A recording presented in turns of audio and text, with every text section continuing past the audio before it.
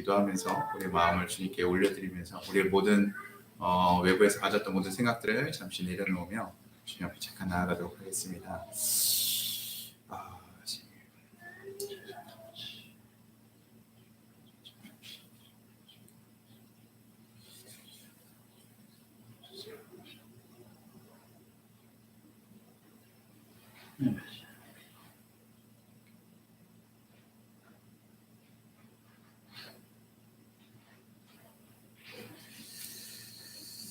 우리 같이 사도신경 고백하겠습니다. 전능하사 천지를 만드신 하나님 아버지를 내가 믿사하며 그 외아들 우리 주 예수 그리스도를 믿사오니 이는 성령으로 잉태하사 동정녀 마리아에게 나시고 본디오 빌라도에게 고난당하사 십자가에 못 박혀 죽으시고 장사한 지 사흘 만에 죽은 자 가운데서 다시 살아나시며 하늘에 오사 하나님 하나님 편에 앉아 계시다가 저로서 산자와 죽은 자를 심판하러 오시리라. 성령을 믿사하며 거룩한 공회와 성도가 서로 교통하는 것과 죄를 사하시는 것과 몸이 다시 사는 것과 영원히 사는 것을 믿사옵나이다. 아멘.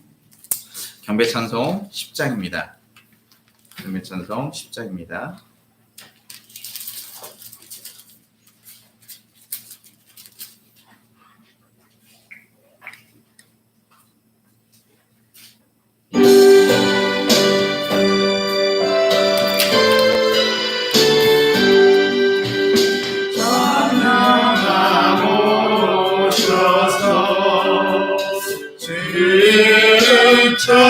찬송해 하옵소서. 영광과 권능의 성부여 오셔서 우리를 다스려 주옵소서. 왕생한 성자여 오셔서 기도를 들으소서. 택하신 백성들 복 내려주시고 거룩한 마음을 주옵소서. 위로의 주 성령 오셔서 큰 증거 주옵소서. 전능한 주시여 각 사람 마음에서 떠나지 마시고 계시소서. 성삼위일체께 한없는 찬송을 드립니다. 존귀한 주님의 영광 좀 배우고 영원히 모시게 하옵소서. 아멘. 교동문 52번입니다. 교동문 52번입니다.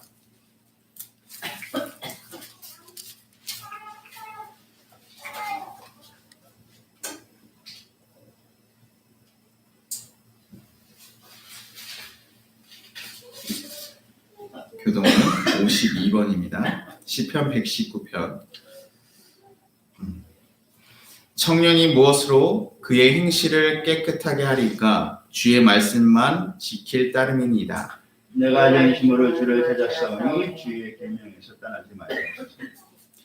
내가 주께 범죄하지 아니하려 하여 주의 말씀을 내 마음에 두었나이다. 찬송을 받으실 주 여호와여 주의 율례들을 내게 가르치소서. 내가 주의 법도들을 작은 소리로 읊조리며 주의 길들을 주의하며 주의 율례들을 즐거워하며 주의 말씀을 잊지 아니하리이다. 주의 법이 나의 즐거움이 되지 아니하였다면 내가 내 고난 중에 멸망하였으리이다. 내가 주의 법도들을 영원히 잊지 아니하오니 주께서 이것들 때문에 나를 살게 하시니이다. 나는 주의 것이오니 나를 구원하소서. 내가 주의 법도들만을 찾았나이다. 악인들이 나를 멸하려 였구나. 주의 증거들만을 생각하겠나이다. 내가 보니 모든 완전한 것이 다 끝이 있어도 주의 계명들은 심히 넓으니이다. 내가 주의 법을 어찌 그리 사랑하는지요. 내가 그것들을 정말 작은 소리로 읊조리이다. 아멘. 아멘. 송영 3장입니다.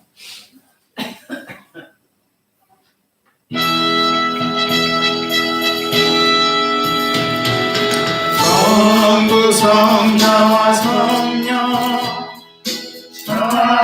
찬송과 영광 돌려보냈으 대초로 지금까지 또 영원을 토록 성삼위께 영광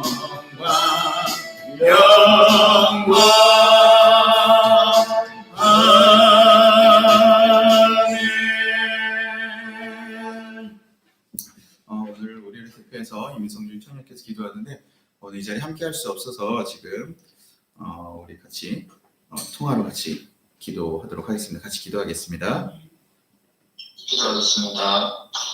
하나님 말씀 하나님, 오늘도 우리가 지금 앞에 이렇게 나아갑니다. 하지만 우리가 온전히 신뢰하지 못하거나 어떤 마음들을 바라봅니다.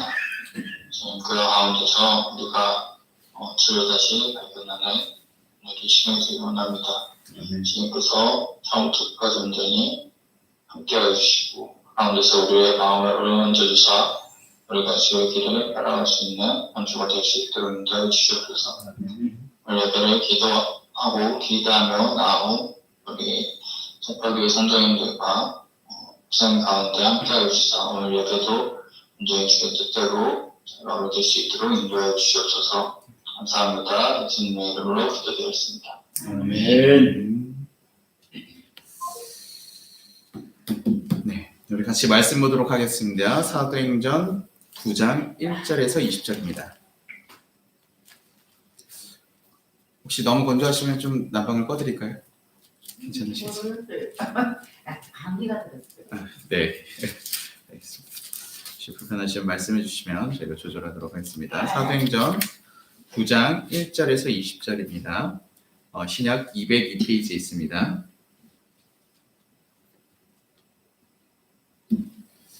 사도행전 9장 1절에서 20절입니다. 한 절씩 교독하도록 하겠습니다. 한 절씩 교독하도록 하겠습니다. 사울이 주의 제자들에 대하여 여전히 위협과 살기가 등등하여 대제사장에게 가서 다메섹 여러 회당에 가져갈 관문을 정하니 이는 만일 그 도를 따르는 사람을 만나면 남녀를 막론하고 발을 바꾸어 예루살렘으로 잡아오라 합니다. 사울이 길을 가다가 다메섹에 가까이 이르더니 호련히 하늘로부터 빛이 그를 둘러 비추는지라. 아멘. 땅에 엎드려서 들으매 소리가 있어 이르시되 사울아 사울아 네가 어찌하여 나를 박해하느냐 하시거늘. 대답하되 주여 누구시니까 이르시되 나는 내가 박해하는 예수라.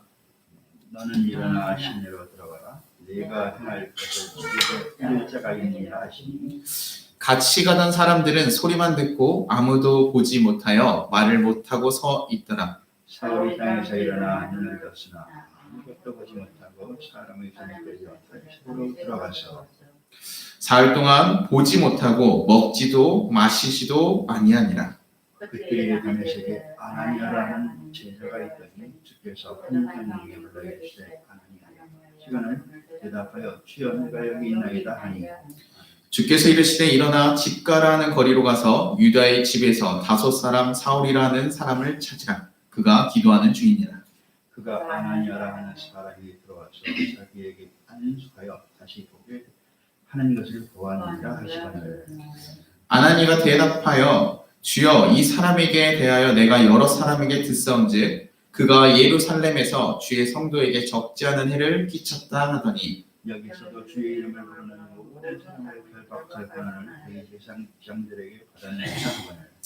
주께서 이르시되 가라 이 사람은 내 이름을 이방인과 임금들과 이스라엘 자손들에게 전하기 위하여 택한 나의 그릇이라.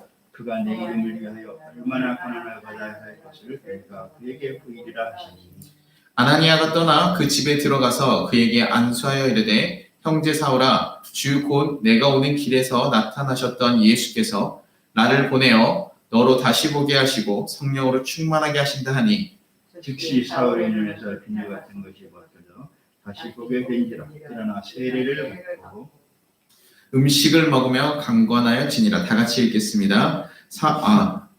죄송합니다. 19절까지입니다. 같이 읽겠습니다. 사울이 다메섹에 있는 제자들과 함께 며칠 있을세. 아멘. 네, 그 소식 전하겠습니다. 오늘 예배 함께 하신 여러분들을 주님의 이름으로 환영하고 축복합니다. 그래서 오늘 멀리 계신 우리 원롱쌤과 장로님들 위해서 같이 또 기도해 주시고요. 또 오늘 집에서 지금 같이 예배드리고는 성전이와 같이 또 이게 오늘 이색적으로 대표기도 전화로 했는데 그래도 나쁘지 않으시죠? 네, 우리가 함께 예배할 수 있는 거가 좀 귀한 것 같습니다. 이번 달 외울 말씀입니다. 로마서 3장 23절에서 24절입니다. 로마서 3장 23절에서 24절입니다. 같이 한번 읽어보겠습니다. 같이 읽겠습니다. 시작. 모든 사람이 죄를 범하였음에 하나님의 영광에 이르지 못하더니 그리스도 예수 안에 있는 속량으로 말미암아 하나님의 은혜로 값없이 의롭다 하심을 얻은 자 되었느니라. 아멘. 말이 조금 어렵긴 한데요.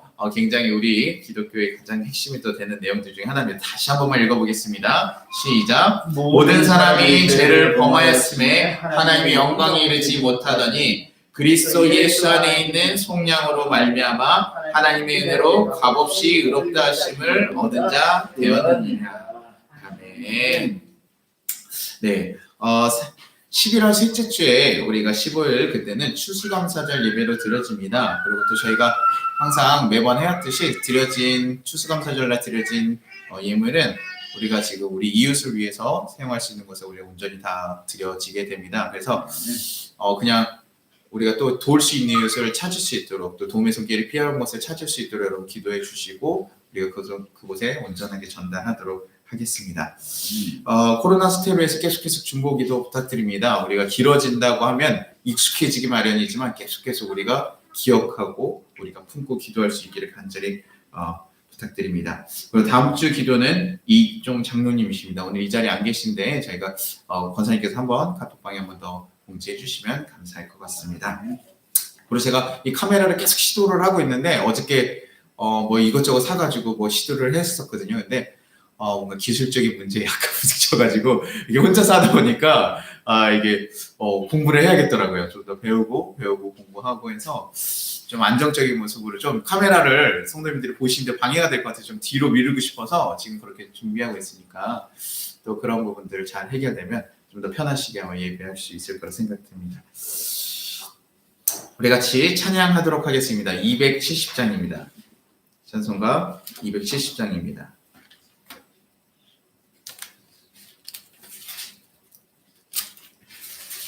제가 지금 넘기는 걸 해놨는데 그거를 클릭을 안 해가지고 지금 이 화면에서 계속 멈춰있어요. 지금 계속 눌렀는데 안 돼가지고 오늘 약간 불편하시더라도 성경책을 좀 같이 참조하셔서 같이 찬양했으면 좋겠습니다.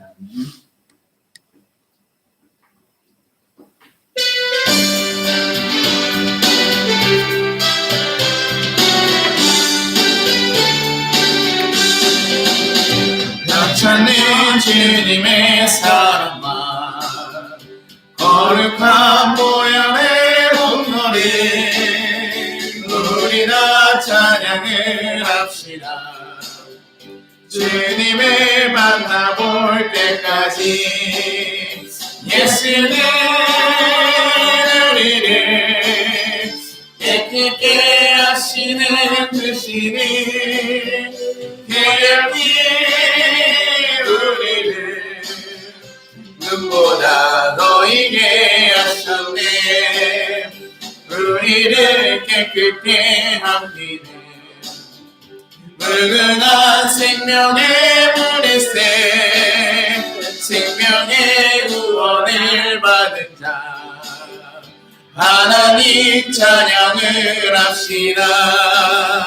예수는 우리를 깨끗게 하시는 주시니 그의 피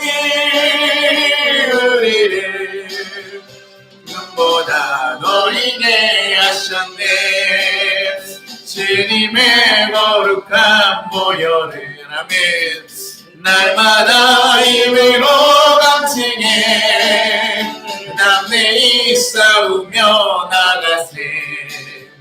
천국에 들어갈 때까지 예수는 우리를 깨끗게 하시는 주시니 그의 피 우리를 눈보다 너에게 하셨네. 십자가 단단히 붙잡고 날마다 이기며 나가세. 머리에 면류관 쓰고서 주 앞에 찬양할 때까지 예수는 우리를 깨끗게 하시는 주시니 그의 피 우리를 눈보다 너에게 하셨네. 아멘. 오늘 또 드려진 예물과 예배를 위해서 기도하도록 하겠습니다. 주님 아버지 감사합니다. 오늘도 우리가 이 자리에 나와서 주님께 예배할 수 있게 하시면 너무나 감사합니다. 주님, 또 우리가 작은 정성 주님께 드릴 수 있게 허락하심이 감사합니다. 하나님, 그 드려진 손길을 항상 축복하셔서 하나님 백배 천배 물질의 축복 넘치게 하시고 또 그것으로 남을 돕고 섬기는 곳에 흘려보낼 수 있는 귀한 축복이 있게 하여 주시옵소서.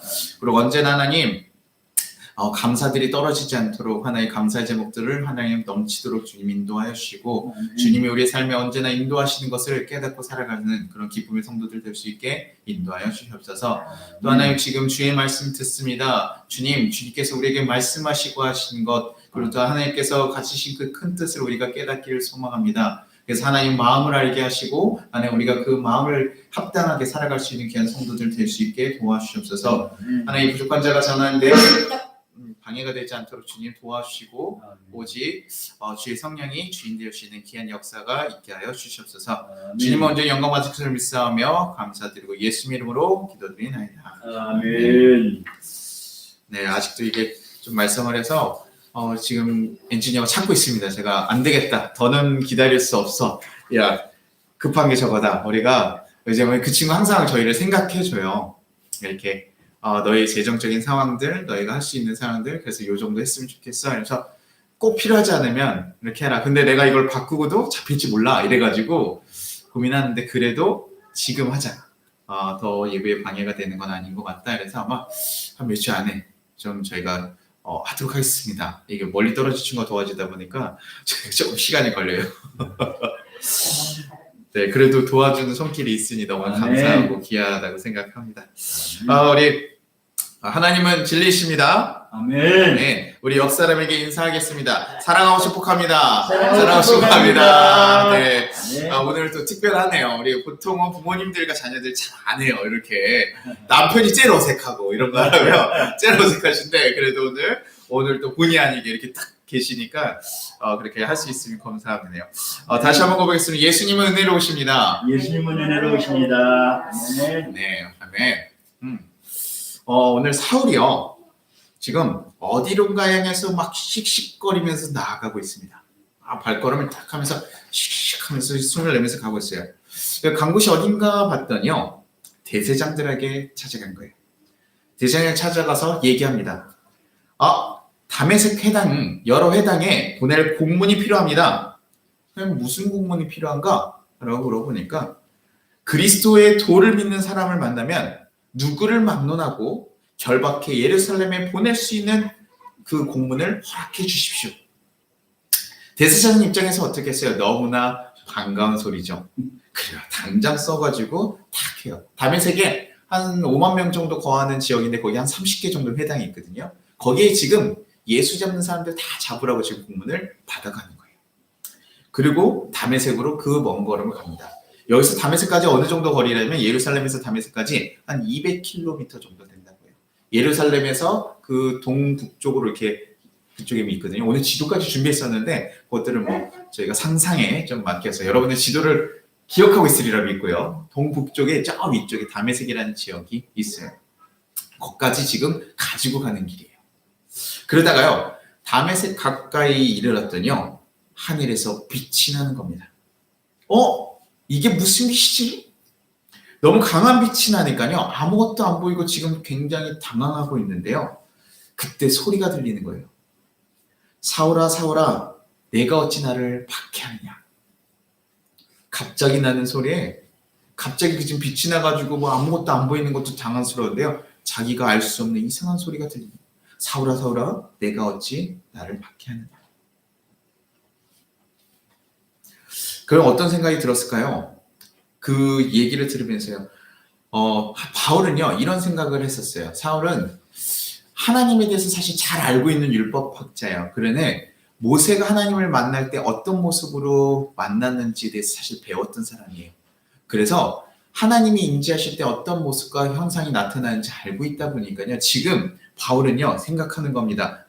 이것이 그냥 단순하게 어떤 뭐 자연재해처럼 딱 일어난 이상 현상이 아니라 하나님께서 지금 얘기하시거나 주의 사자를 보내서 얘기하시고 계시겠구나. 이렇게 생각하고 있었던 거죠. 그럼 무엇을 얘기하실까라고 하면서요. 사도행전 9장 5절에 이렇게 얘기합니다. 대답하여 주여 누구시오니까? 대답하여 주여 라고 할게요. 퀴리에라. 단순한 존칭이 아니라요. 하나님의 사자라고 짐작했기 때문에 그런 존경을 담은 그런 단어예요. 하나님 나에게 무엇을 얘기하러 오셨지? 하나님 나에게 갑자기 뭐 어떤 생각할 수 있을까요? 지금 굉장히 하나님에 대한 열심을 가지고 있는 바울이라고 하면요. 내용은 좀 이상하긴 해서 하나님의 사자가 찾았으면 자기가 가진 열심을 가지고 있으니 뭔가를 나에게 예언하시러 오셨나? 뭐 이런 생각을 들 수도 있다는 거예요. 일단 하나님 중에서 거부하는 것이 아니라 존경으로 그분의 존재를 인정하고 받아들여요. 그런데요, 사울이 하나님이라는 존재를 받아들이는데 지금 자신의 기대나 생각과 전혀 다른 얘기를 하십니다. 누구라고 얘기하면 아까 9장 5절 뒷절에요. 나는 내가 박해하는 예수라. 사울에게 너무 청정병력 같은 소리죠. 자신을 찾아오신 하나님의 사자, 하나님의 존재가 누구냐면 예수라는 거예요. 무엇이라고 대답할 수 있겠습니까? 뭐 얘기할 수가 없죠. 왜냐하면 지금까지 자기가 한 일이 무엇입니까? 예수님을 믿는 사람들 가서 쫓아가지고 죽인 일. 왜요? 예수 믿다는 것 자체가 지금 성전을 모독하고 하나님을 모독하는 일이라고 굳게 믿고 있는 사람이에요. 그 예수라는 존재가 하나님의 아들? 그건 말도 안 되고요. 그냥 이단 사이비 같이 생각하고 있는 거예요. 그러니까 그가 죽이는 거, 그를 믿는 사람들 죽이는 것조차도 어떻게 여겼다 그랬죠? 마땅하게 여긴 거예요. 그 스데반 죽음 앞에서도 저런 죽일 놈 당연히 죽어야 마땅한 사람이다 라고 생각하면서 보낸 것이죠. 그런 사람인데 지금 자기의 정말 그 예상과 생각과 다르게 누가 왔대요? 예수님이 찾아와서 네가 박해하는 예수다. 그래서 자기의 존재를 지금 딱 드러내는 거예요. 그러니 거기서 지금 사울이요.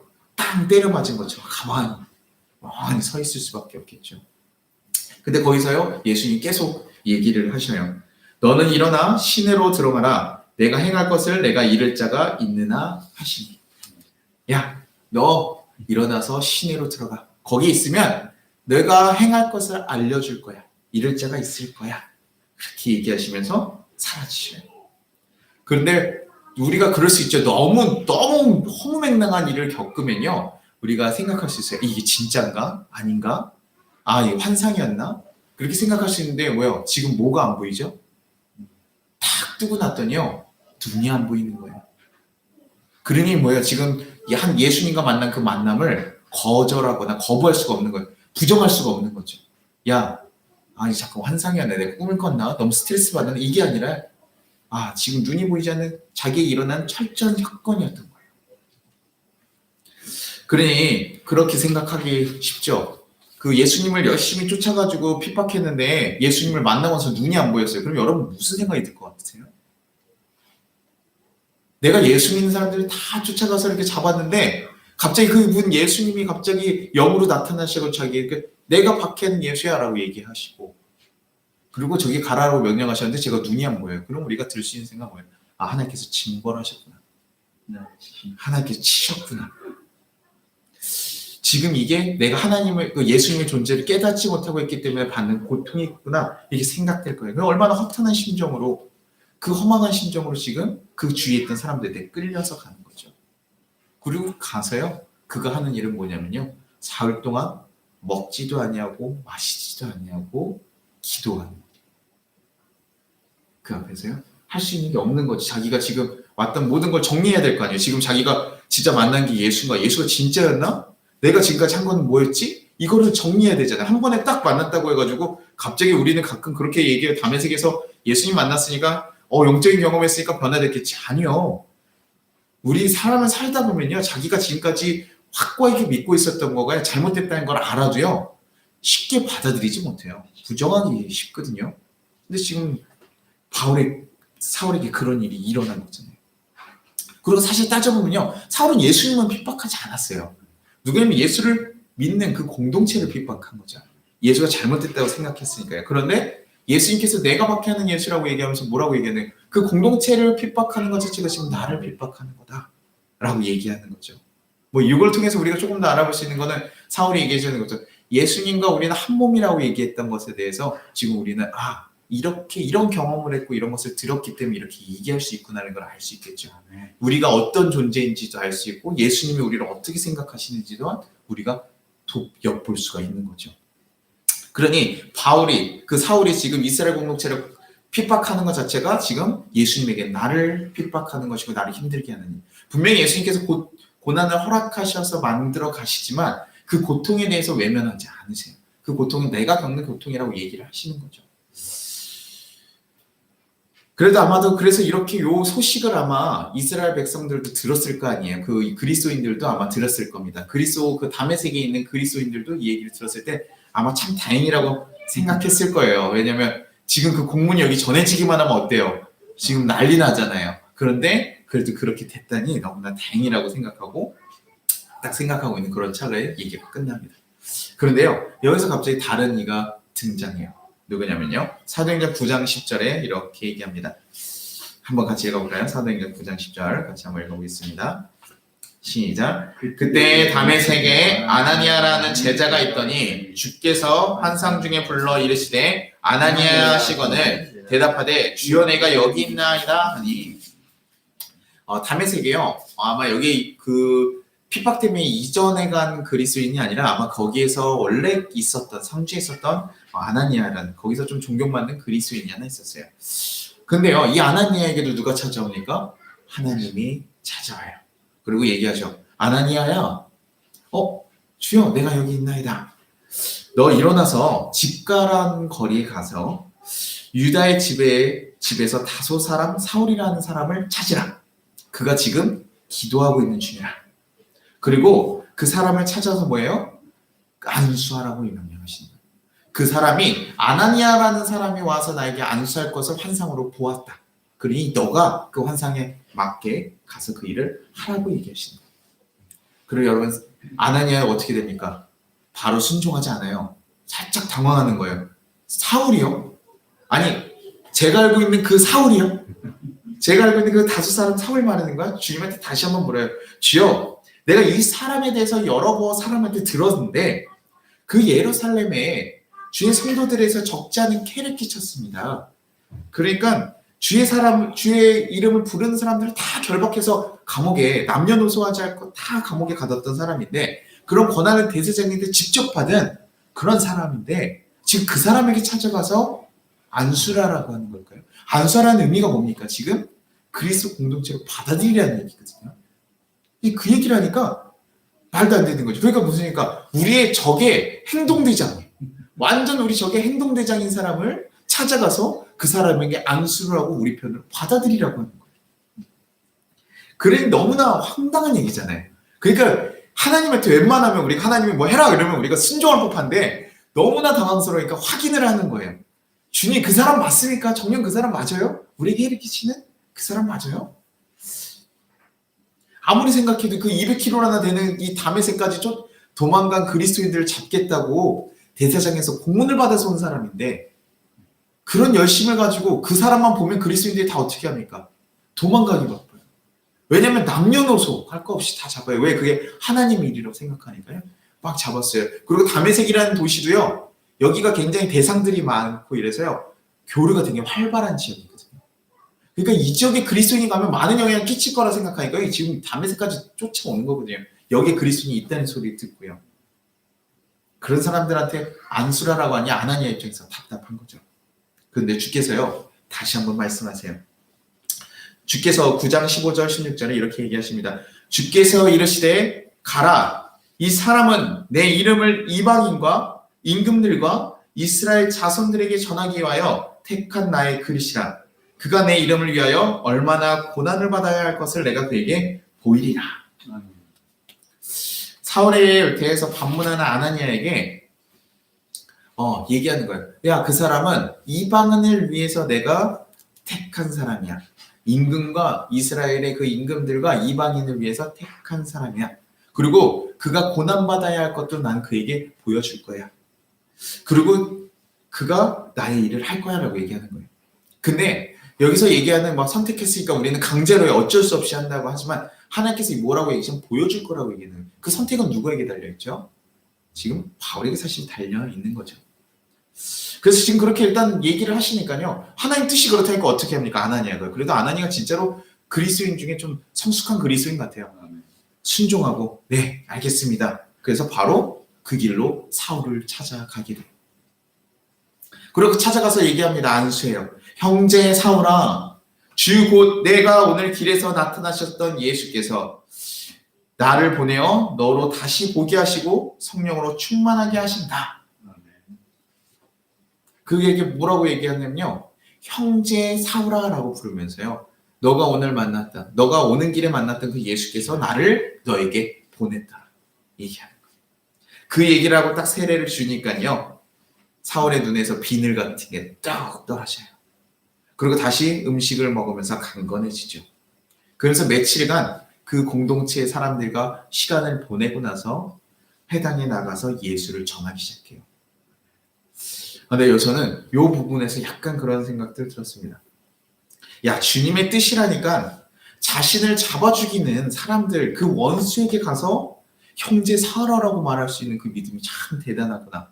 그리고 공동체원으로 받아주기, 심지어 그가 지금 강건해지도록 회복을 돕고 있는 역할을 하고 있어요.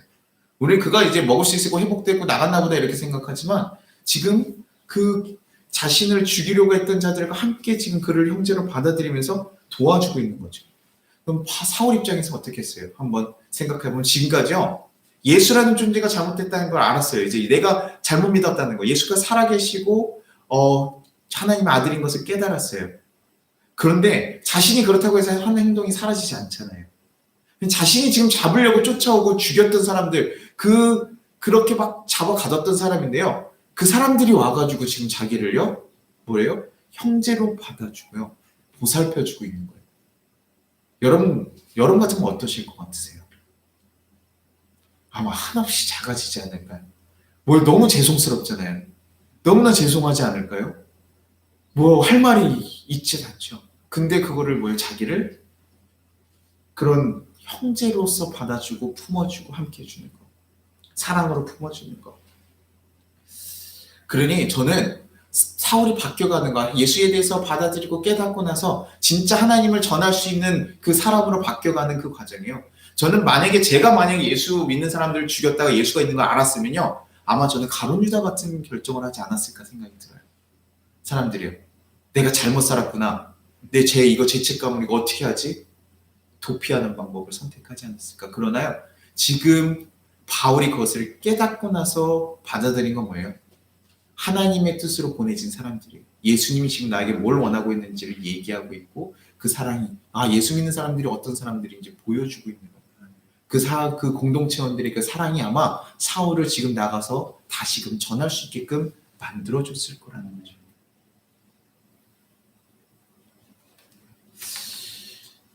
그러면서 그 예수를 전하러 가면서 오늘 본문 말씀이 딱 끝나요. 그러면서 이제 사울이 겪는 이제 고난의 길이 시작이 돼요. 근데 저는 오늘 말씀 준비하면서 또 하나 더 마음에 들었던 생각은 뭐냐면요, 이런 생각이 들었어요. 왜 바울을 택하셨을까?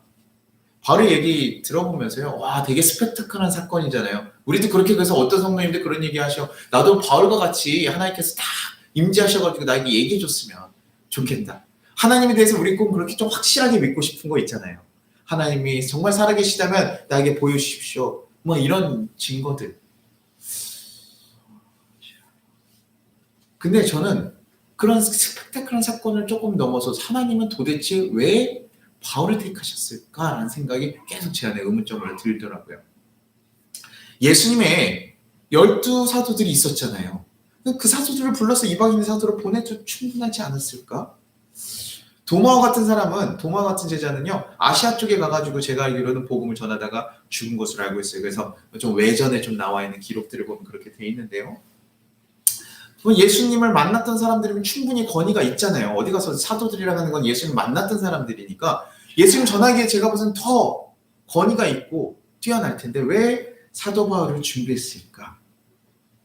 여러분은 사도 바울을 왜 택하신 것 같으십니까?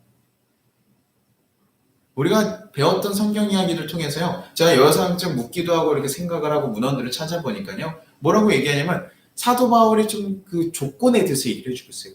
사도 바울이 어떤 사람이냐, 사울의 스펙을 좀 살펴보면요, 이렇대요. 10살 때 어떻게 합니까? 다소라는 지역에서요, 헬라니즘 문화에서 살고 있는, 좀 어떻게 보면 우리가 외국 문화죠. 헬라니즘 문화에서 10살까지 자란 다음에요, 10살 때 어디로 유학을 옵니까? 예루살렘이에요. 10살 때요. 예루살렘에 와서 누구 문화에 들어갑니까? 가말리엘 문화에 들어가는 거예요. 그 당시에 가장 뛰어난 그룹이었던 두 그룹 중에 하나인 그 가말리엘, 거기에 들어가서요, 지금 계속 성장한 거예요. 그러니 완전 유대인 중에서 보면요, 특급 엘리트 코스를 밟고 있는 거예요. 완전 엘리트 중에서 엘리트 코스. 그렇게 받아와가지고 지금요, 히브리인 중에서는 히브리인이고, 헬라인 중에서도 헬라인. 헬라 문화도 알고 있고, 히브리인으로 교육도 너무나 철저하게, 완전 철저하게 받은. 그리고 또 뭐예요? 로마 시민권도 가지고 있어요. 이걸 완전 뭐, 금수저예요, 금수저. 로마 시민권을 그때 얻을 수 있는, 이방 사람들이 얻을 수 있는 건 뭐냐면 그 나라에 공헌을 하거나 아니면 돈을 주고 사거나 나라에 공을 세우거나 이런 거예요. 아니, 그거가 아니고서는 물려받는 건데요. 지금 사울이 뭐 공을 세우진 않았잖아요. 아마 부모들이 이 세 가지 중에 어떤 것을 행했고 돈을 주고 샀든지 공헌을 세웠든지는 알 수 없지만 일단 로마 시민권자가 부모가 되었을 거고, 조상들 중에 그것이 지금 사울에게 그대로 내려온 거죠. 그래서 지금 사울은요, 어떻게 보면 이런 세 가지 조건들, 로마에 가든 헬라에 가든 어디에 가든 부족함이 없는 사람이다 라고 하는 거죠. 그래서 하나님이 택하셨다 라고 얘기를 하는 거예요. 그렇게 생각을 하더라고요. 근데 저는 그게 좀 부족한 거예요. 아니, 그렇게 뛰어난 사람이기 때문에 쓰신 걸까? 한번 생각해보면 예수님 제자들 어땠죠? 굉장히 무식쟁이들 많잖아요. 아니, 그 뛰어난 사람들 쓸 거면 정말 뛰어나고 엘리트 같은 사람을 쓰지. 도대체 왜 이렇게 바울과 같은 사람, 그것도 우리의 적장의 행동대장을 가져왔을까? 뭐 적장의 행동대장을 가져온 것에 있어서 굉장히 저는 뛰어난 지혜라고 생각하긴 합니다. 왜냐하면 적장의 행동대장을 우리 쪽으로 포획할 수 있다면 저쪽의 세력을 얼마나 떨어뜨릴 수 있어요. 결과적으로는 사실은 바울이 돌아오면서 그 유대인들이 누구한테 분노하기 시작해요? 그리스도인들보다 배신자에게 지금 분노하기 시작하거든요. 그래서 조금 고난이 약간 좀 수그러들어요. 그래서 이스라엘 공동체들이 유다와 사마리아 지역에서 해서 이때 여기에 복음을 충분히 전할 시간이 있어야 되잖아요. 하나님의 뜻이 퍼져나가는 것인데 여기에 조금 더 퍼지면서 정착할 수 있는 시간들을 저는 하나님께서 의도적으로 만드신 거라 생각이 들어요. 그런 결과적으로 보면 참 좋은데 그래도 왜 바울이었을까라는 고민이 막 풀리지 않는 거예요. 이렇게까지 강하게 스펙타클하게 딱 만나가지고 아무리 전해도 변할 이유가 없거든, 이 사람은. 그러니까 예수님께서 직접 나서서까지 만날 이유가 뭐가 있을까라는 고민이 계속 드는 거죠. 뛰어난 사람? 아니, 뛰어난 사람 아니면 하나님께서 일하실 수 없나? 아니잖아요. 우리 알고 있죠. 하나님께서 뛰어나지 않은 사람들, 그런 사람들 들어서 분명히 성령의 능력을 쓰실 수 있다는 거 알고 있는데 뭐 이방인들 전하는 거 좋은 스펙이 있으면 좋지만 꼭 그래야 될까? 근데 저는요, 그 의문이 이렇게 잘 풀리지 않고 이렇게 있다가요, 아나니아의 이름을 한 번 더 살펴보면서요, 이 의문이 조금 풀리기 시작했어요. 아나니아라는 사람을 왜 불렀을까 고민했거든요. 왜 베드로나 사도를 부르지 않고 그 다메섹에 있는 가까워서 그런 걸까? 왜 아나니아라는 사람을 불렀지? 사울길이면 뭐 다른 데에 있는 사람 불러도 되지 않았을까? 근데 아나니아라는 사람의 이름을 보면요, 뭐냐면 아나니라는 게 은혜로웠다, 여호와가. 그러니까 결과적으로 뭐예요? 여호와는 은혜로우시다라는 이름을 가진 사람. 여호와는 은혜로우시다는 사람이 지금 와서요, 자기를 형제 사울이라고 불러주고 그를 회복시켜주고 공동체 안으로 받아주는 거예요. 예수를 만나서요, 처음에 눈이 안 보이는 징벌 같은 일이 벌어졌어요. 네가 박해한다라는 것을 정확하게 얘기했어요. 그러니 예수 앞에서 사실 죄책감으로 가득가득 찬 바울이었죠. 그러니 가서 식음을 전폐하고 자기 생명을 걸고 하나님 앞에 다시 기도하기 시작한 거거든요. 근데 그 기도 가운데 누가 옵니까? 하나님은 은혜로우시다라는 사람이 와서 지금 자기를 사랑으로 품어주고 있는 거죠. 그러니 뭐예요? 아나니아 택하신 이유가 뭡니까? 예수님이 어떤 사람인지 어떤 존재인지 대해서 지금 우리를 그 말씀을 통해서 보여주는 거예요. 이 아나니아라는 사람을 통해서 보여주시는 거예요. 예수님께서요, 제자들에게 뭐라고 얘기하셨었죠? 처음에 올라가실 때요. 야, 이스라엘과 유다와 사마리아 땅 끝까지 이르되 복음을 전하라. 내 증인이 되라 라고 얘기했잖아요. 근데 여러분, 이방인들은 어때요? 어떤 사람이에요? 어떤 존재죠? 우리와 생김새가 일단 달라요. 그리고 언어도 다르고요. 생각하는 것도 다르고요. 문화도 달라요. 그래서 아직도 외국에서는 인종차별이 아직까지도 남아있잖아요. 아무리 글로벌하다고 하고 하나의 문화가 되었다고 하고 하나의 그 이익을 취득한다고 하더라도 미국에서 인종차별 없을 거 우리 상상 못하잖아요. 지금 그만큼요, 너무나 사고하는 거 생각하는 게 달라서요, 어떻게 보면요, 사랑할 수 없는 사람이에요. 이방인이라는 존재는 우리랑 생각하는 거와 생김새도 너무 달라가지고 사랑할 수 없는 존재라는 거예요. 근데 그들에게 지금 복음을 전하고 예수의 사랑을 전하러 가야 되는 거예요. 그러니 지금 뭐합니까? 원수 또한도 사실 그런 거잖아요. 바울과 같은 존재가 지금 그런 존재예요. 그리스도인들에게는 사랑할 수 없는 자들, 어떻게 보면 지금 예수를 믿는 사람들 죽인 예수님 앞에서는 가장 먼저 징벌해서 쳐 죽여야 될 사람이에요. 근데요, 그 사람을 뭐 하는 거예요? 그 사람을 지금 예수님께서 용서해 주고 계시는 거예요. 이 아나니아라는 사람을 통해서 품어주고 받아주시고. 바울도 그걸 알았겠죠. 바울도 내가 예수님 앞에서 정말 용서받을 수 없는 죄를 지었구나라고 생각했는데, 그런 나를 용서하시고 예수님께서 얘기하시는 게 뭐냐면, 야, 내가 너를 사랑한다라는 걸 얘기하시는 거예요. 내가 널 용서해. 나는 은혜로운 하나님이야. 그 대신 이제 너가 나가서 대신에 이방인의 사도로서 그 역할을 감당해. 근데 그것이 쉽지 않을 거야. 굉장히 고통스럽고 힘든 일일 거야. 그러면 바울 입장에서 뭐라고 얘기할까요? 지금 바울이 어떻게 했어요? 제가 뭐라도 하겠습니다. 제가 뭐라도 할게요. 예수님. 그러니까 예수님께서 얘기하셨겠죠. 당연히 그런 말을 듣고 하셨을 거예요. 주님, 회심하면서 회개하면서 4일 동안 식음을 전폐하면서 기도하면서 주님 죄송합니다. 내가 주님을 못 알아봐서 죄송합니다라고 얘기하며 회개하며 그 기도의 시간을 보냈을 때 주님께서 얘기하셨어요. 그렇다면 이제 네가 이방인의 사도로 가라. 거기서 그 고난이 너를 힘들게 할지라도 그 길을 가라. 그때 바울이 네 주님 내가 가겠습니다라고 고백하고 그 길을 가는 거예요. 그래서 이방인에서 만났을 때 자기를 죽이려는 사람도 있었고 자기를 때리는 사람도 있었고 정말 사랑할 수 없는 너무나 그런 사람들 많잖아요. 그런데도 뭐예요? 사울이 끝까지 그것을 버리지 않고 그들에게 다가갔던 거예요. 자기가 지금 그렇게 해왔어. 자기가 그리스도인들을 그렇게 잡아서 죽였었는데 그런 나를 용서하셨는데 내가 저 사람을 용서하지 못한다? 말이 안 되는 거죠.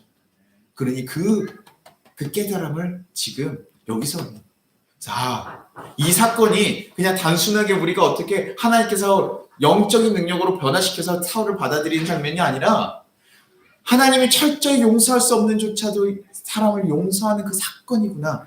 그리고 그 용서 사랑을 받은 자의 새롭게 변심하는 그 결단의 모습이 여기에서 우리가 볼 수 있는 거예요. 단순하게 사울이라는 뛰어난 자가 있었으니 그 사람이 들어 쓸었다고 하는 것만이 아니라요. 하나님의 선택으로 하나님께서만 주신 게 아니라 하나님께서 그를 사랑하시는 것을 보였고 그것에 반응해서 사울이 그 결단을 하고 나아가는 것인 거예요. 강요하지 않았어요. 우리는 기계가 아니거든요. 하나님 우리에게 뭘 주셨죠? 자유의지를 줬어요. 결정은 누가 하는 거예요? 저희가 하는 거거든요. 하나님 우리를 기계처럼 막 하지 않으세요. 그렇게 만드시지 않았기 때문에. 그러니 하나님의 사랑을 보여주시고 아나니아와 그 공동체가 자기에게 헛스러운 형제처럼 대하는 아직도 아마 굉장히 두려워하는 게 모습에 보였을 거예요. 저가 가끔 영화들 보면요, 적군의 장군이 자기에게 막 상처당해가지고 가끔 막 이렇게 자기의 진영으로 왔을 때 애기들이 와서 이렇게 도와주고 이런 거 봤을 때 겁나가지고 막 이런 눈빛으로 보는데 그 사람들과 이렇게 어우러지는 영화들 막 그런 영화들 좀 많이 있거든요. 아마 사울이 일어났을 때도 하나님께서 하라고 하시긴 했지만 아직도 그 겁나는 것들이 각인되어 있었을 거예요. 저 사람에 대한 두려움이 각인돼서 아마 두려웠는데 그럼에도 불구하고 사랑해주는 그 모습을 보면서 그리스도인은 어떤 사람들이라는 것을 정확하게 알았을 거라는 거예요. 그리스도인은 정말 사랑할 수 없는 사람들도 사랑하는 자들이구나. 그러니 바울이요, 그때서야 이제 정말 이 사람들에게 힘을 얻고 내가 해야 될 게 무엇인지 알고 회당에 가서 복음을 전하는 것이죠. 저는 여기에 아주 짧은 그 문장 하나에 굉장히 많은 마음의 변화와 심적 변화들이 있었을 것이 생각해요.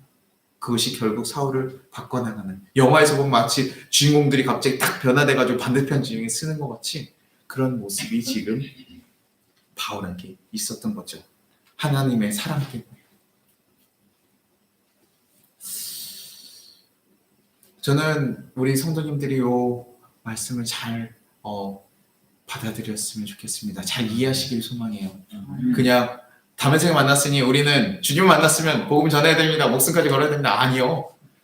우리 예수 아니까 우리 목숨 때리고 해도 가야 돼요. 많이 고난 당해요. 그쵸? 그런데요, 무엇 때문에 그렇게 된 거라고요? 예수님의 사랑 때문에, 자기가 그렇게 죽이려고 했던 나조차도 용서하신 그 사랑 때문에 내가 사랑할 수 없는 이방인의 사도로 기꺼이 갈 수 있게 된 거라고요. 너 가는 그런 기회가 아니라고요. 예수님께서는 그런 분이 아니신 거예요. 어떤 사람이 이 사역을 감당할 수 있는 사람인지 정확하게 알고 계신 거죠. 그래서 하나님께서 그에게 기회를 주신 거예요. 어느 누구에게도 기회가 열려 있다는 거예요. 우리를 죽인, 만약에 우리 교인들을 누구를 죽인 성도가 있다면 여기 교회 발도 못 들이죠. 어떻게 와요 여기에? 누구 자녀를 죽였는데. 근데 그리스도의 공동체를 얻었으니까 바울만 그래요? 아니요. 아나니아와의 그의 그리스도 공동체들은 그 사람을 받아들였다는 거예요.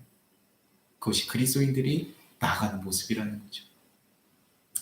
여러분들이 말씀을 통해서 정말 하나님의 사랑이 얼마나 큰지 다시 한번 여러분 마음 깊이 알기를 원하고, 우리는 또 어떤 사랑을 받았는지 여러분 기억하기를 소망합니다. 우리가 하나님 앞에 쓰는 거 사실 너무나 어렵잖아요. 하나님 앞에 섰을 때 자신 있게 쓸 수 있는 사람 몇이나 되겠습니까? 어려워요. 그런데요, 그런 우리에게도 하나님께서 받아주시고 하나님 자녀로 삼아주시고 이끌어주시면 우리 그 사랑에 어떻게 반응하고 있는지 고민하셔야 돼요. 저도 이번 주에 사실 저의 마음을 되게 혼란스럽게 하는 일이 하나 있었어요. 제가 이번에 건강검진을 사실 한번 받으러 갔었거든요. 교육자들 해주니까 이렇게 지원이 많아요. 그래서 아주 송파교회에서 잘 지원해줘서 송파지방에서 지원해주니까요. 뭐 위내시경, 대장내시경까지 다 받았습니다. 이번에 한번 제가 건강이 좀 안 좋아서 한번 받는 김에 다 받자. 그래서 뭐 조직 검사도 하고 막 이랬는데, 그날 이제 전날부터 이제 3시부터 금식을 하고 화장실 맨날 가가지고 이제 조금 예민했어요. 제가 아침에 굉장히 기운이 빠져 있잖아요. 예민했는데 건강검진 병원에 갔더니요, 주차장이 이렇게 꽉 차 있는 거예요. 근데 그 옆에 이렇게 가로 주차로 하면 되겠더라고요. 그래서 거기 경비 아저씨한테 물어봤더니 여기 세우셔라, 키를 놔두고 가시면 이렇게 빼서 할 수 있으니까 들어가시면 될 것 같다. 그래서 안쪽에 이렇게 딱 가로치고 다행히 했어요. 제가 마지막으로. 그리고 들어갔습니다. 근데 갑자기 전화가 오더라고요. 차 좀 빼주셔야 되겠는데요. 그래서 그 경비 아저씨가 차를 가지고 계신데 일단 나가겠습니다. 그러고 나갔어요. 나가서 봤더니요, 지금 경비 아저씨가 제 차를 저기 이게 복잡하니까 인도 쪽에 이렇게 잠깐 빼놓고 여기 차가 나가면 다시 빼시려고 이렇게 하셨던 것 같아요. 그래서 낑낑거리시면서 그 좁은 도로를 좀 이제 제 차가 막은 거죠, 약간. 그래서 이렇게 막아놓고 하는데, 저도 가서 상황을 보니까 저쪽에 차가 하나가 걸려 있어서 막 못 나가더라고요. 그래서 거기 전화하고 막 이러면서 상황을 정리하려고 도와주고 있었어요. 근데 이제 그 뒤에 있는 아저씨들, 차 못 나가는 아저씨들이 난리가 나신 거죠. 그래서 경비 아저씨한테 막 소리를 지르는 거예요. 그래서 차라리 요 앞에 있는 내 차를 저 앞으로 빼라. 그러면 저쪽에 출구가 있으니까 나갈 수 있으니 그렇게 좀 하면 어떠냐라고 하길래, 제가 그 차를, 그 경비 아저씨가 계속 혼나면서 가시니까 제 차니까 제가 뺄게요. 이래서 제가 그 길을 막고 있는 차에 이렇게 타려고 가고 있었어요. 그랬더니요, 이 어떤 아저씨가, 어쨌든 나이가 있으신 분이에요. 제가 우리 교회 성도님들 나이가 있으셔서 제가 노인들 좀 어르신들한테 그러면 안 되는데 어르신이 딱 앞에서 길을 막고 있더니 왜 차를 여기다 세웠냐고 막 역정을 내시는 거예요. 그래서 제가 그거에 조금 평소 같으면 이거 죄송합니다 이러고 타고 들어가면 되는데 제가 예민하니까 저도 딱 얘기한 거예요. 그거 제가 세운 거 아니에요. 제가 세운 거 아니에요 했더니 네가 안 세웠으면 누가 세우냐고 막 화를 내시는 거예요. 아니 여기 주차장 지금 정리하느냐고 약간 잠깐 빼는 거예요. 그랬더니 네 차 아니냐고. 제 차 맞거든요. 그러니까 제가 제 차 제가 세운 거 아니랄 씨. 소리를 자꾸 지르세요. 그랬더니 아저씨가 이제 근데 거기서 조금 수련할 게 되는데 이 새끼 다 신고할 거라고 이러면서 제 차를 앞에 가서 사진을 찍으시는 거예요. 그러니까 제가 한 거 아니라고요. 제가 소리를 거기서 이제 제가 예민하니까 팍 터진 거예요. 그러니까 이제 그때 제가 소리를 지니까 아저씨들이 화가 나신 거죠. 뭐 처음부터 화가 나 계셨지만 그러면서 이제 그때부터 이제 개 뭐 하며 이제 뭐 이렇게 새끼며 막 이 새끼 왜 새끼 하시면서 얘기를 막 하시니까 제가 거기서 그 얘기 넘어갔어야 되는데 이 형 아씨 뭐야? 그래서 욕을 하면서 제가 저도 거기서 좀 뭐라고 하셨냐고 이러니까 제가 거기 싸움이 나. 경찰 신고하시라고. 경찰 신고하시라고. 뭐 지금 욕하신 거냐고 말할까? 저도 그러니까 입이 이제 거칠어지는 거죠. 아니 뭐 하면서 저도 십자가 붙기 시작하고 막 이러면서 뭔 소리 하시는 거냐고. 지금 이거 제가 안 했다고 말씀드렸잖아요. 막 이러면서 싸움이 붙었어요. 그러니까 아저씨가 막 화를 내시면서 이 지팡이를 갑자기 들더니 때리시려고 막 하시는 거예요. 제가 거기서 참아야 되는데 치시게요? 거기서 제가 또 치시려고요? 뭐 이러면서 싸움을. 그래가지고 아저씨가 제가 이제 목소리가 커지니까 경비 아저씨가 달려오셔가지고 아니라고 이 청년이 지금 도와주려고 하는 거라고. 그러니까 그때서야 아저씨가 그냥 가시는 거예요. 제가 그러면서 차를 이렇게 뺐어요. 화가 너무 나는 거죠. 그럼 차를 앞에서 탁 떼고 그 아저씨 가는 뒷모습을 보는데 일단 건강검진을 해야 되니까 들어가는데 제가 몸이 이제 막 떨리는 거예요. 가서 혈압을 쟀는데 고혈압이 나더라. 그래서 화가 나가지고. 그래서 제가 가면서도 계속 푸시푸시 하는데 제 마음 가운데 뭐 어떤 생각이 들었냐면 하나는 정말 내가 안 했는데 막 짜증이 나는 것도 하나가 있고 근데 또 한편 뭡니까? 제가 누구예요? 목사잖아요. 근데 왜 그렇게 못했을까? 그 아저씨가 한 번 중간에 그런 얘기 했어요. 야! 니 그냥 죄송하다고 그러고 빼면 될걸 막 이렇게 뭐 하냐고. 맞지. 그래서 저도 맞아요 아저씨. 근데 아저씨는 처음부터 왜 그렇게 저한테 공손하게 얘기 안 하시냐고. 그러니까 어린 놈의 새끼가 막 이러면서 또 얘기하시는데 아니 아저씨는 공손하게 얘기 안 하시고 저한테만 그렇게 공손하게 얘기하라고 하시냐. 제가 분명히 말씀드리지 않았냐 막 이랬는데도 제가 그거를 조금 더 넉넉한 마음으로 그냥 어른들이니까 그 길을 막혀서 화나셨을 수 있는데 그 전 사정을 모르셨으니까 그럴 수도 있는데 그걸 해야 되는데 그게 제 마음에 계속 걸리는 거예요. 나는 왜 그러지 못했지? 지금 누굴 만나더라도 복음을 전하면서 사랑을 전한다고 얘기하면서 그렇게 한다고 하면서 그분에게 왜 이렇게 화를 내고 그렇게 싸움을 했을까? 그게 제 마음에 계속 걸리더라고요. 이게 얼마나 그 목사로서 부끄러운 모습인지요. 제가 그게 너무나 속이 이상하더라고요. 내가 목사로 이렇게 서도 되는 걸까? 목사로 이 앞에 있어도 되는 걸까? 근데 그러면서 제야만에 다음번에라도 그분의 그 눈빛이 계속 기억이 나요. 다음번에라도 제가 느낀 거는 약간 뭐였냐면 정장을 입으시고 빨간 넥타이를 하셔서 제가 그냥 개인적인 느낌 뭐예요? 어디 가서 장로님이나 하시지 않을까? 어디 그 장로 아니실까? 이런 생각이 들거나 아니면 저기 어디 무슨 집단에 이렇게 좀 장이거나 이러시지 않으실까? 조금 좀 그런 느낌이 들었어요. 정장도 좋으시고 넥타이도 좋으실 거예요 하셨거든요. 근데 왜 이렇게 입이 거치실까? 그 생각을 했지만 나중에 교회에서 보면 얼마나 부끄러울까? 이런 생각을 제가 한번 하게 되더라고요. 내가 이러면서 앞에 가서는 교회 성도님들 앞에 가서는 이렇게 사랑으로 하셔야죠. 사랑으로 하셔야죠. 얘기할 수 있을까라는 생각이 드는 거예요. 제가 마음이 얼마나 부끄러운지. 근데 오늘 설교를 준비하면서 제가 다짐한 게 있어요. 다음번에 내가 다시 진행하더라도 그분을 보면 꼭 사과 말씀을 드리자. 내가 그때 예민해서 내가 더 반응하지 못했던 거, 내 안에 예수를 더 가득 채우지 못해서 예수의 마음으로 가득 채우지 못해서 내 예민함과 내 그것으로 인해 본성으로 그렇게 화냈던 것에 대해서 사과하자. 그 대신 그분한테 꼭 얘기하고 싶어. 이렇게 먼저 처음부터 화내지 마시라고 얘기하고 싶지만, 할 말은 좀 하는 스타일이에요. 그렇지만, 제가 사과해야겠다. 내가 예수의 사랑을 알면서도 예수의 사랑을 사랑하지 못했구나. 그런데 그런 나를 하나님께서 들어 쓰시는 걸 보면서요. 아, 우리는 이렇게 부족한 자구나. 그런데 예수님의 사랑으로 내가 서 있는 거구나. 제가 여러분들한테 이런 얘기하면 사실 부끄러운 얘기예요. 목사로서 흠이 깎이는 얘기예요. 구설수에 오를 수도 있는 얘기들이거든요. 그런데 제가 이렇게 여러분들한테 이해하는 것은 이것이 저에게 도리어 칼이 되기로 하는 거예요. 여러분들에게 얘기해서 제 부끄러움으로 인해서 제가 다시는 더 그렇게 행하고 싶지 않기 때문에 얘기 드려요. 왜? 우리는 그렇게 살아야 되니까요. 여러분의 얘기함으로써 다시 한번 내가 마음 다짓고 다음번에 또 비슷한 상황이 됐을 때 다시 한번 그때는 좀 더 넉넉한 마음으로 예수의 사랑을 기억하면서 할 수 있기를. 저는 바울이 그렇게 돌매질 당했을 때 죽음의 끝자락에 왔을 때 본성으로 가득 찬 그 예민하고 정말 짜증나는 상황 가운데서 그 사람을 사랑할 수 있다는 거.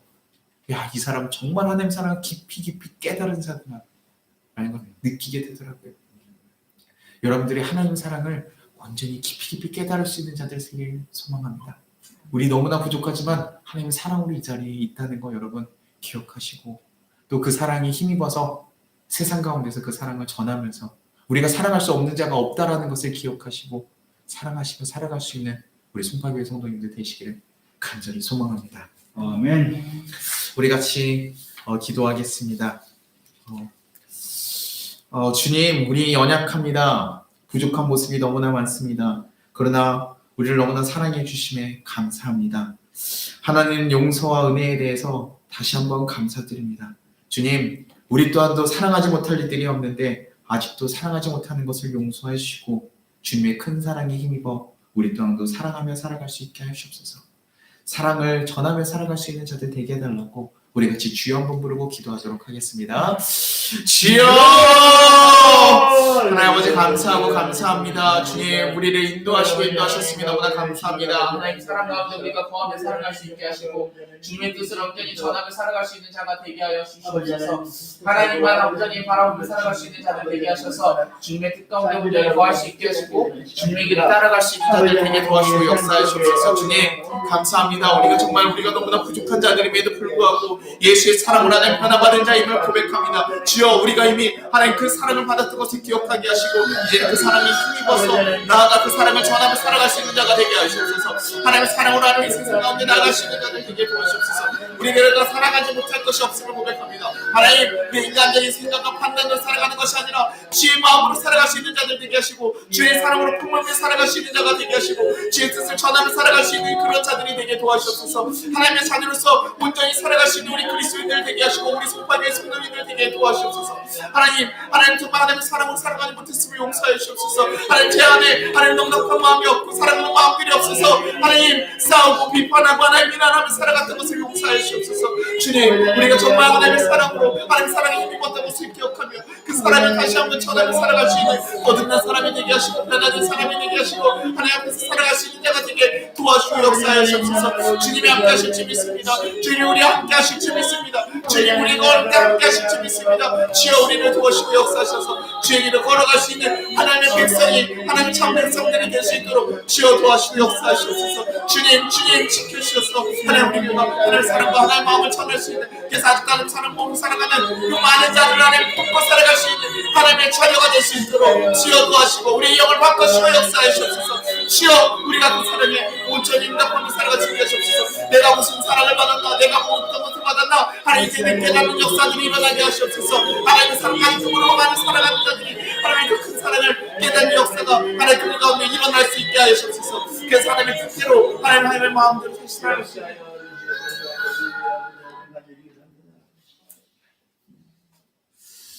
하나님 아버지 감사합니다. 우리를 너무나 사랑하셔서 하나님 정말 너무나 부족한 자들임에도 불구하고 하나님의 사랑으로 받아주시고 인도하여 주시니 감사합니다. 하나님, 아직도 이 세상 가운데서 하나님의 사랑을 모르고 살아가는 자들 많으나 하나님, 우리에게 그 자들에게 사랑을 전하는 귀한 통로가 되게 하여 주옵소서. 예수님이 우리를 사랑하신 것 같이 우리도 그들을 사랑하고 품으며 나아갈 수 있게 하여 주옵소서. 그래서 하나님의 그 은혜에 조금이라도 보답하는 삶을 살아갈 수 있는 우리 자들 되게 하여 주옵소서. 하나님, 아직도 하나님이 우리를 얼마나 사랑하시는지 깨닫지 못한 자들이 있다면 주님, 다시 한번 주님께서 그들을 만져주시고 그들과 함께 하여 주옵소서. 그래서 하나님의 사랑이 얼마나 큰지, 예수님의 사랑이 얼마나 귀한 것인지 다시 한번 고백하는 삶을 살아갈 수 있게 인도하여 주시옵소서.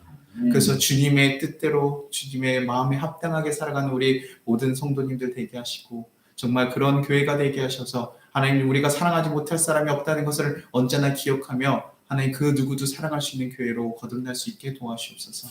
그래서 우리가 함께 하나님의 뜻을 고백하며 찬양하며 하나님의 기쁨되는 교회가 되게 하시고 기쁨되는 성도들이 되게 하여 주시옵소서. 그래서 한 주간 살아갈 때도 정말 주님과 함께 동행하며 살아갈 수 있는 귀한 우리 성도들 되게 하실 것을 믿사하며 감사드리고 예수님의 이름으로 기도드리나이다. 아멘. 주기도문 하겠습니다. 하늘에 계신 우리 아버지여, 이름이 거룩히 여김을 받으시오며 나라가 임하시오며 뜻이 하늘에서 이루어진 같이 땅에서도 이루어지리라. 오늘날 우리에게 일용할 양식을 주시옵고 우리가 우리에게 죄진 자를 사하여 준 같이 우리의 죄를 사하여 주시옵고 우리를 시험에 들게 하지 마시옵고 다만 악에서 구하시옵소서. 나라와 권세와 아버지께 영원히 있사옵나이다. 아멘. 지금은 우리 주 예수 그리스도의 은혜와 우리 하나님 아버지의 무한하신 사랑과 우리를 보호하시는 성령님의 감화 감동하심이 우리 송파교회에 이제부터 영원까지 함께 하시기를 축원합니다. 아멘.